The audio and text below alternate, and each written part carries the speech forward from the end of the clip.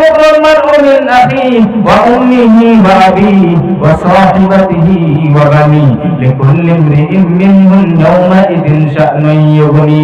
কিয়ামতের দিন একজন ব্যক্তি তার ভাইয়ের কাছ থেকে পালিয়ে যাবে, তার মায়ের কাছ থেকে পালিয়ে যাবে, তার নিজের বাবার কাছ থেকে পালিয়ে যাবে, নিজের স্ত্রীর কাছ থেকে পালিয়ে যাবে, নিজের বেটার কাছ থেকে পালিয়ে যাবে।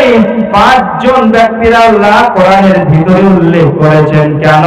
এই জন্য পৃথিবীতে যখন আপনাকে কোনো কষ্ট হয়, কেউ যদি আপনাকে মারে, তাহলে আপনি দৌড়ে যান আপনার মায়ের কাছে, আপনার বাবার কাছে, আপনার ভাইয়ের কাছে, আপনার স্ত্রীর কাছে, আপনার ছেলের কাছে। পৃথিবীতে এরা সহযোগিতা করে দেয়, কিন্তু কিয়ামতের দিন এত কঠিন দিন হবে রে, যারা কেউ আপনার সহযোগিতা করবে না। সেই দিন কেউ আপনার সহযোগিতা করবে না। জান্নাত জাহান্নামের ফয়সালা হবে ঈমানের উপরে ভিত্তি করে।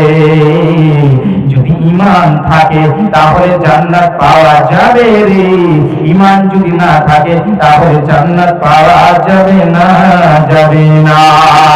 আল্লাহ পাক রব্বুল আলামিন বলেন, ইন্নাহু মান ইউশরিক বিল্লাহি ফাকাদ হারামাল্লাহু আলাইহিল জান্নাতা ওয়া মাওয়াহুন নার ওয়া মা লিয-যালিমিনা মিন আনসার।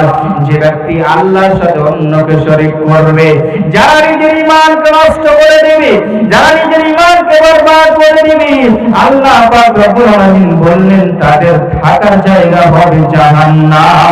আল্লাহ তাদের জন্য জান্নাত হারাম করে দিয়েছেন।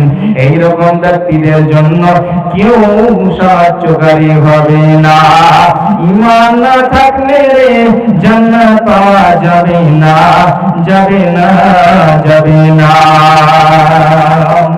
ঈমান যদি না থাকে তাহলে জান্নাত পাওয়া যাবে না। ঈমান কত বড় দৌলত, ঈমান কত বড় সম্পদ বুঝতে পেরেছিলেন সাহাবায়ে কেরাম। সাহাবায়ে কেরামেরা বুঝতে পেরেছিলেন ঈমান কত বড় দৌলত। এই ঈমানকে ছেড়ে দেওয়ার জন্য, এই ঈমানকে লুটে নেওয়ার জন্য, এই ঈমানকে হরণ করার জন্য সাহাবায়ে কেরামকে কত মারা হলো, কত পিটা হলো, কত আগুনে জ্বালিয়ে দেওয়া হলো, কিন্তু ঈমানকে ছেড়ে দেয়নি। আজকে যে ঈমান আমরা পেয়েছি, সেই ঈমানের হেফাজত আমাদেরকেও করতে হবে, যেমনি ভাবে সাহাবায়ে কেরামেরা তাদের ঈমানের হেফাজত করেছিলেন। আজকে হিন্দুস্তানের যে পরিস্থিতি, হিন্দুস্তানের যে হালাত, দেখবেন হিন্দুরা মুসলমানদেরকে ধরে মারে, আর মারতে মারতে বলে জয় শ্রীরামের নারা লাগাও, জয় শ্রীরাম বলো। কিংবা অনেক জায়গায় এরকম আছে, আপনাকে মারতে মারতে মারতে আপনাকে হত্যা করে দেয়। এইরকম পরিস্থিতি আপনার সাথেও আসতে পারে। ঈমানের হেফাজত করতে হবে, এই ঈমানকে নষ্ট করে দিতে হবে না। সুবহানাল্লাহ। বিলাল রাদিয়াল্লাহু তাআলা কিভাবে নিজের ঈমানের হেফাজত করলেন?